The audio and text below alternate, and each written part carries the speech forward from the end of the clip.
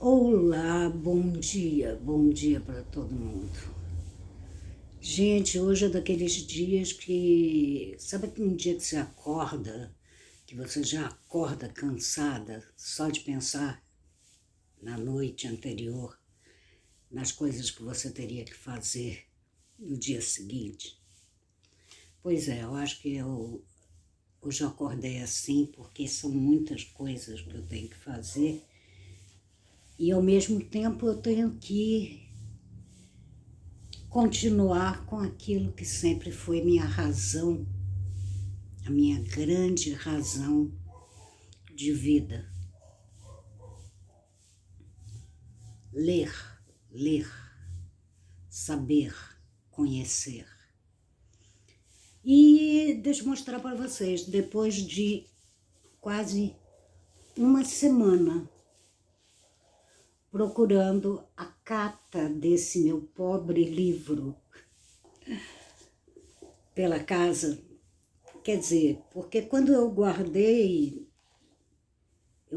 na casa antiga, em Friburgo, em alguma das caixas e isso tudo. É um livro que eu aconselho a todo mundo, que é do Cornford, que é A Teoria Platônica do Conhecimento. Está em espanhol. Lá a teoria, eu odeio espanhol. Eu leio perfeitamente, mas odeio falar em espanhol. É engraçado, porque quando a gente morou nos Estados Unidos, a gente morou num bairro onde havia muito latinos. Gente, eu não conseguia falar com eles, não conseguia. Me dava um negócio, porque eu tenho muito lance de imagem na cabeça. Então, toda vez que eu ouvia a minha voz falando em espanhol, eu colocava um bigodinho fino aqui, sabe? Sabe aqueles bigodinhos? O Chico Anísio tinha um personagem que o sujeito tinha um bigodinho fino e era meio Dom Juan, um negócio assim.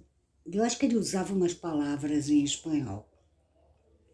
E eu achava ridículo, eu me achava ridícula falando espanhol. E, resultado, me façam falar tudo. Francês, alemão não sei falar. Inglês, mas não me falem para falar em espanhol. Nunca me peçam isso. Mas, ou seja, esse livrinho que está todo detonado, porque foi mais do que lido, relido, sonhado, eu sonhava com esse livro.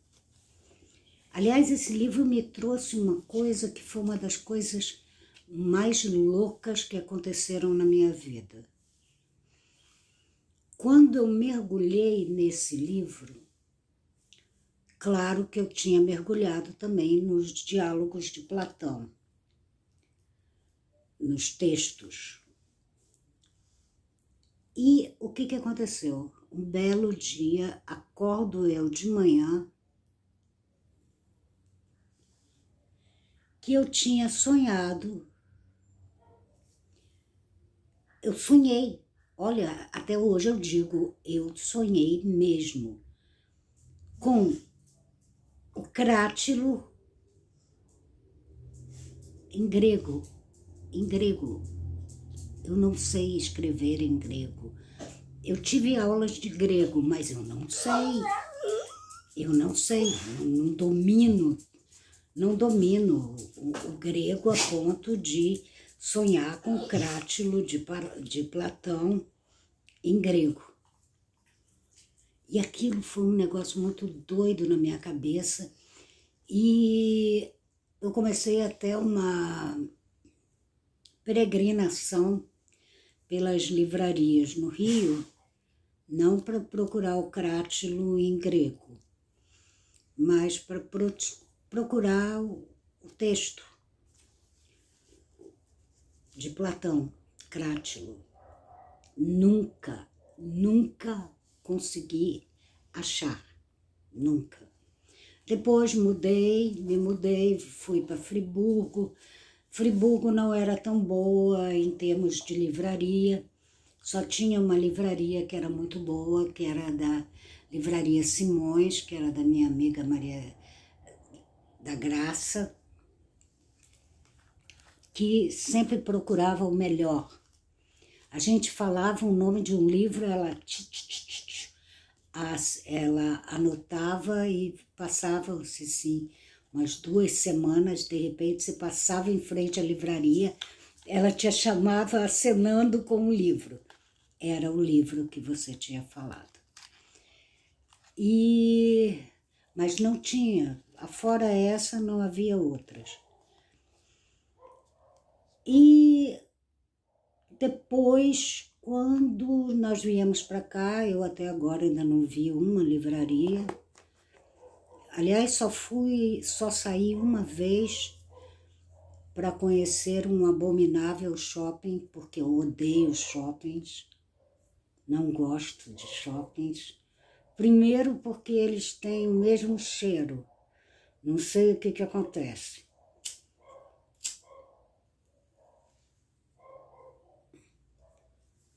E querem te passar uma sensação de importância que você sabe que você não tem, que ninguém tem aquela importância, mas as pessoas se inflam ao entrarem num shopping. Eu detesto shoppings. Eu gosto de livrarias, como antigamente tinha na Miguel Couto, no centro da cidade, naquelas ruazinhas e que você entrava e elas eram meio escuras.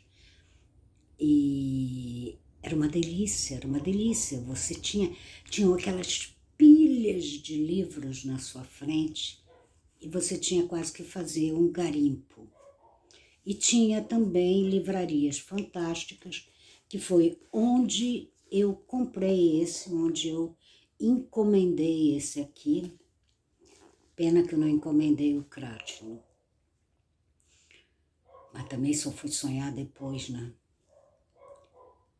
E eram livrarias mais chiques, mais modernas, como a da Dona Vana, a Leonardo da Vinci, tinha a Ler, a Galáxia. Tinham várias livrarias, outras que não só sebos. Eu gostava dos sebos porque nos sebos você tinha as mãos de várias pessoas que passaram por aquele livro. Agora eu entendo, depois, eu só vim a entender, eu tive um professor de filosofia, o professor Celso Lemos. Ele dava filosofia medieval. E o professor Celso Lemos, ele não podia ver você com um livro na mão que ele te pegava para ver. Mas o que ele fazia antes? Ele fazia assim. Ele sentia o cheiro do livro. O cheiro. Todo mundo achava ele meio maluco por fazer isso. Mas eu entendo. Aqui, as suas mãos, elas emanam odores. E no que você folheia um livro, que você faz aquilo que o Daniel odeia que eu faça, que é exatamente isso, marcar o livro inteiro, escrever coisas dos lados, no final. Quando você faz tudo isso, você deixa toda a tua alma aqui dentro. E a alma tem cheiro, tem cheiro. Tem cheiro, sim. E o professor Celso, quando ele fazia isso, ele procurava as almas que estiveram presentes na leitura daquele livro. Ele entrava em contato com isso, com elas. Ou não, mas tudo bem, eu prefiro achar que foi assim. E eu peguei essa mania. Então, todos os meus livros eu sinto quando eu vou comprar, quando eu... Esse aqui que eu estou há algum tempo com ele sem poder ler, porque ele estava perdido no meio das arrumações das caixas. Mas ontem eu o encontrei e foi engraçado, porque ele não estava dentro de uma caixa. Ele estava exatamente num lugar que eu, na minha busca, passei por esse lugar umas 20 vezes e não vi o danado. E ontem eu vi.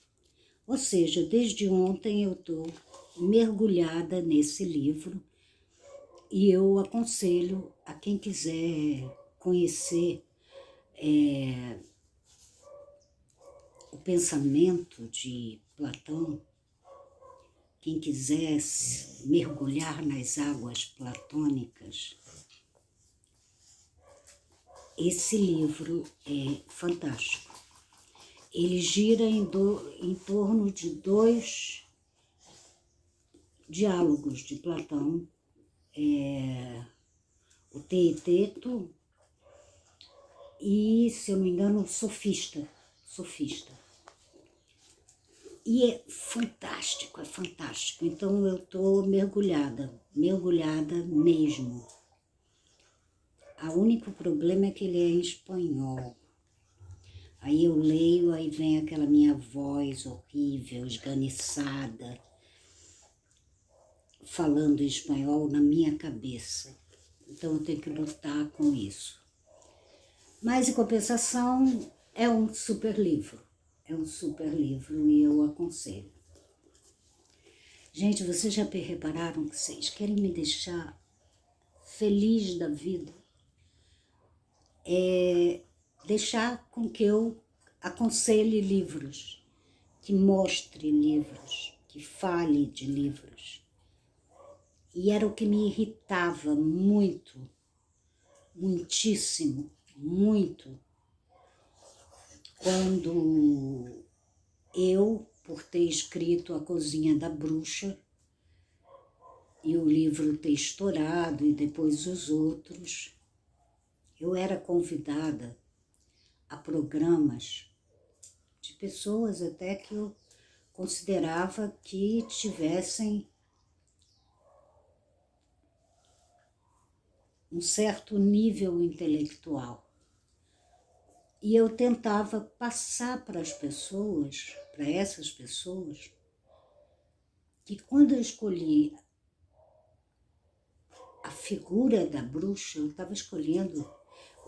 estava fazendo uma escolha da figura da mulher nos tempos medievais e na antiguidade também.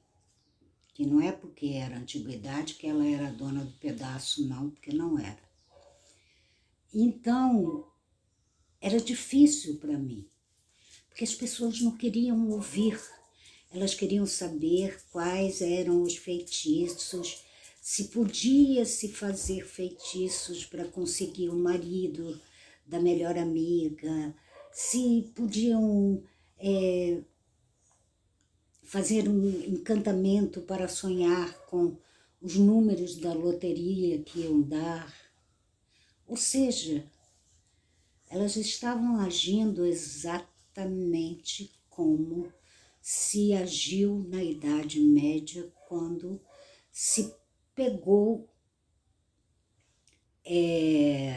argumentos que justificassem a tortura de mulheres, a morte de mulheres,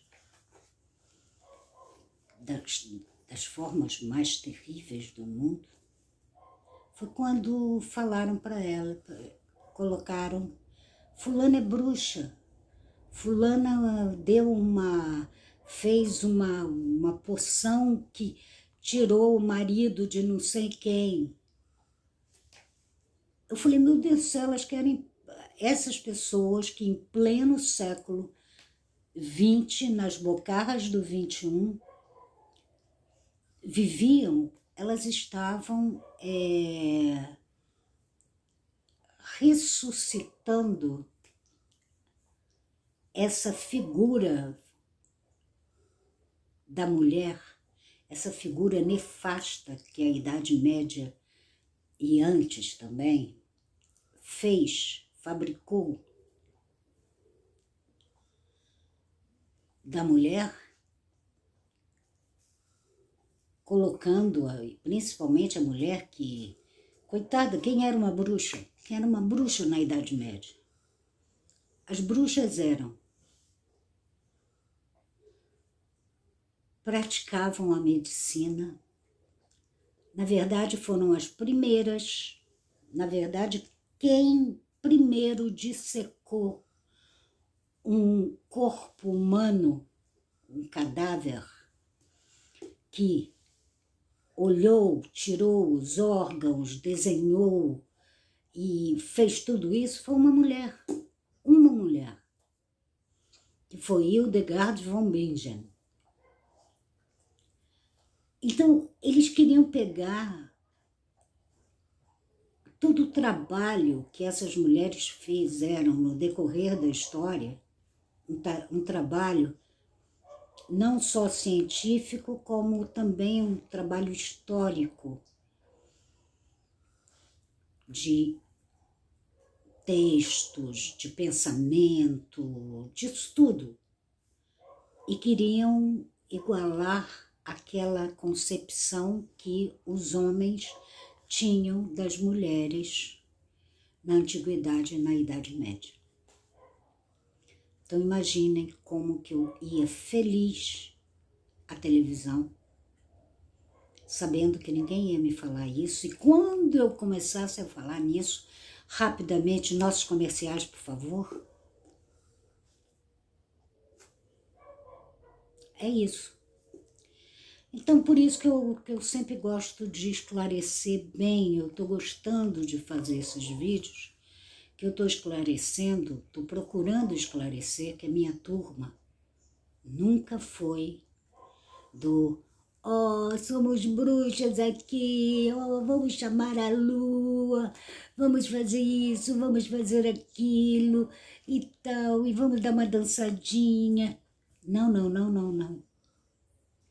São mulheres que estudaram, que queimaram as pestanas, que por estudar, por ler, por pensar, por enunciar o pensamento, foram mortas.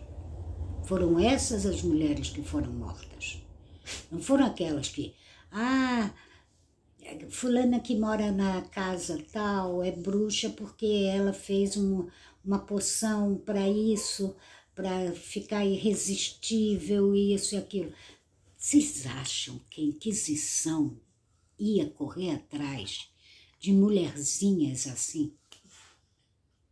Pensem, raciocinem. Claro que a Inquisição iria atrás de mulheres que estavam colocando em risco o pensamento masculino e o pensamento da ordem e dos bons costumes. Então é isso, que bom falar com vocês. Ai, me faz tão bem, porque é um desabafo. São coisas que eu há muito tempo gostaria de ter desabafado. E não pude por nossos comerciais, por favor.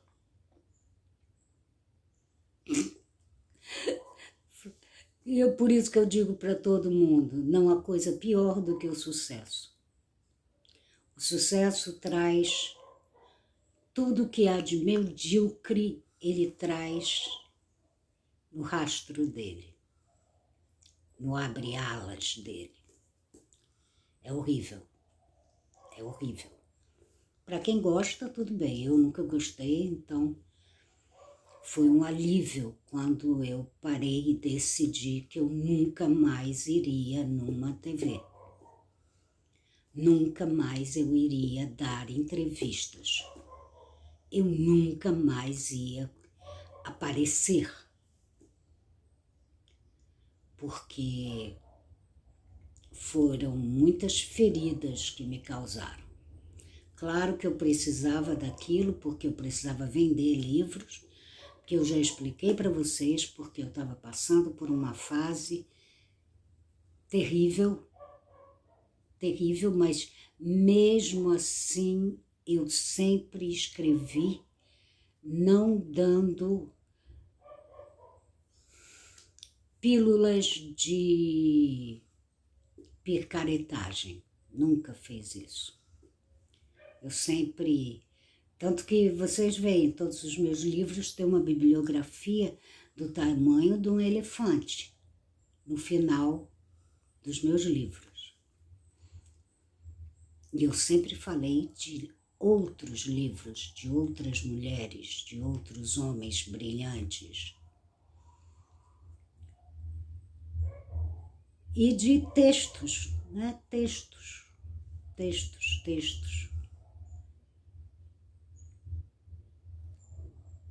Por que eu teria que fazer o que todo mundo estava fazendo? Não porque eu quisesse ser diferente, não fazendo aquilo. Não, é porque eu não queria compactuar mais com aquele tipo de mensagem. E de uma certa forma eu fui bem arrasa quarteirão e consegui desfazer muita besteira que passava pela cabeça das pessoas. Então é isso, deixa eu voltar para o meu querido, fantástico, a teoria platônica do conhecimento, do Cornford. Depois, se vocês quiserem, eu tiro a fotografia, aí vocês veem, de repente acham um sebo, que agora eu não acredito mais que nem se publiquem isso, essas coisas. Ai, meu Deus do céu. Todo mundo quer saber do mundo das celebridades, do mundo dos... Não dos artistas, não. Porque artista é aquele que pratica arte. E a arte é algo não comezinho, pequenininho. Não é só colocar florzinhas e isso e aquilo, não. O artista sofre. Tanto o como a. Porque dói o belo, você falar do belo, da razão, da capacidade que o ser humano tem de sonhar. Tudo isso é muito doloroso, dói, às vezes dói. Você falar disso já sabendo de antemão que a pessoa simplesmente, a maior parte das pessoas vão pular isso que você está falando para achar formas de conquistar um namorado. Sabe? É horrível isso. Então deixa eu ir. Um beijo grande para todo mundo. E agora meu dilema como eu consigo apagar esse negócio, desligar o negócio.